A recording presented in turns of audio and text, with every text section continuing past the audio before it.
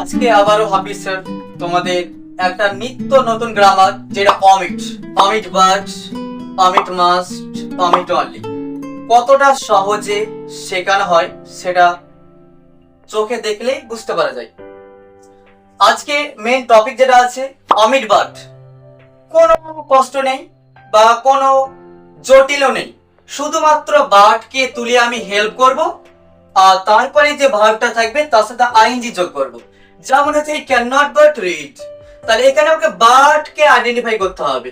আগে যা আছে লিখে নেব, আগে হি আছে হি করলাম, ক্যান আছে ক্যান করলাম, নট আছে নট করলাম, শুধুমাত্র বাটে যাতে হেল্প আর তারপরে যে ভার্বটা আছে তার সাথে আইএনজি। দেখো কত সহজ, এর উপরে সহজ হয় গ্রামার। নেক্সট দেখো অমিট মাস্ট, এটা কি মাস্টের বদল ক্যান নট বাট অথবা ক্যান নট হেল্প প্লাস ভার্বটা আইএনজি যোগ করতে পারো। এই প্রশ্নটা অমিট মাস্ট না হলেও তোমাকে বলতে পারে নেগেটিভ সেন্টেন্স করতে, একই নিয়ম। এখানে আছে দেখো জি এক্সাম্পলে আছে দেখো জি রহিম মাস্ট রিড বুক, রহিম অবশ্যই বই পড়বে।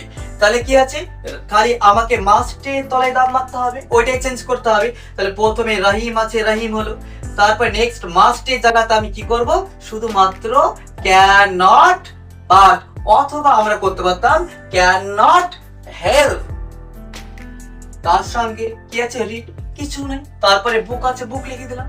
আগের মানে ছিল, গ্রামারের মানেটা কি, শুধুমাত্র ভাষার চেঞ্জ হবে কিন্তু অর্থের চেঞ্জ হবে।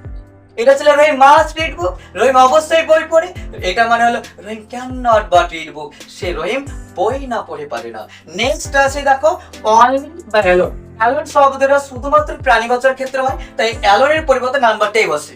তাই কি হলো, অনলি বা অ্যালোনের পরিবর্তে নাম্বার হলো, আর তারপরে কি নাথিং বাট বসে অথবা নট মোর দ্যান। কিন্তু একটা প্রশ্ন হলো যে কখন কোনটা বসে, এইটা হচ্ছে ভাইটাল পয়েন্ট, যে অনলির পরে যে শব্দটা থাকবে সেটা প্রাণীবাচক যদি হয় তবে নাম্বার, বস্তুবাচক হলে নাথিং বাট, আর সংখ্যাবাচক যদি হয় তবে নট মোর দ্যান।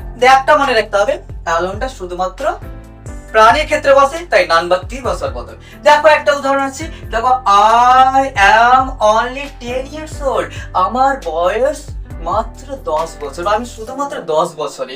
তাহলে প্রথমে আছে আই, তাই হলো, তারপরে অ্যাম শুধুমাত্র এই যে অনলি আছে, অনলি যাতে আমি নট মোর তার সঙ্গে দান যোগ করলাম, তারপর আবার কি আছে 10 years old, তার মানে আমি 10 বছরের বেশি না। তাহলে অর্থ একই থাকলো, জাস্ট শুধু ভাষার পরিবর্তন হলো।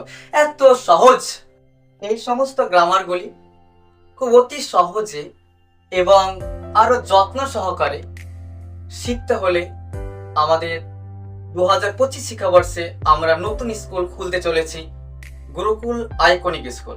সেখানে নার্সারি থেকে ক্লাস 8 পর্যন্ত ভর্তি না হচ্ছে এবং আমার নিজস্ব ব্যাচ আছে 9 থেকে 12 পর্যন্ত ইংরেজি পড়ানো হয়, সেখানেও যোগাযোগ করতে পারো। ভর্তির জন্য স্ক্রিনে দেওয়া নাম্বারের সঙ্গে যোগাযোগ করুন।